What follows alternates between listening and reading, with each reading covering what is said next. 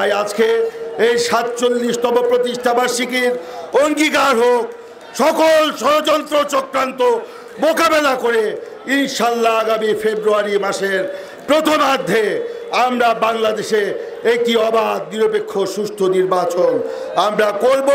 সেই নির্বাচনের মাধ্যমে ধানের শীষকে বিজয়ী করব। ধানের শীষকে বিজয়ী করার মধ্য দিয়ে বেগম খালেদা জিয়ার পরামর্শ দিয়ে তারেক রহমানের নেতৃত্বে শহীদ জিয়ার আদর্শে আমরা এই গণ অভ্যুত্থানের আকাঙ্ক্ষা বাস্তবায়ন করব। বৈষম্যবিহীন সাম্য মানবিক রাষ্ট্র প্রতিষ্ঠা করব এবং জনগণের কল্যাণে কাজ করব। দেশকে আমরা রক্ষা করব ইনশাল্লাহ।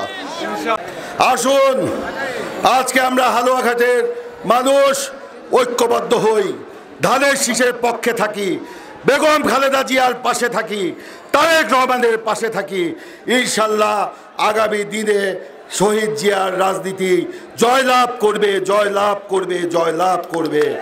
বন্ধুগণ, আমরা সকলকে আজকের এই প্রতিষ্ঠা বার্ষিকীর সমাবেশ সফল করার জন্য ধন্যবাদ জানিয়ে এখন আমরা মিছিল শুরু করব।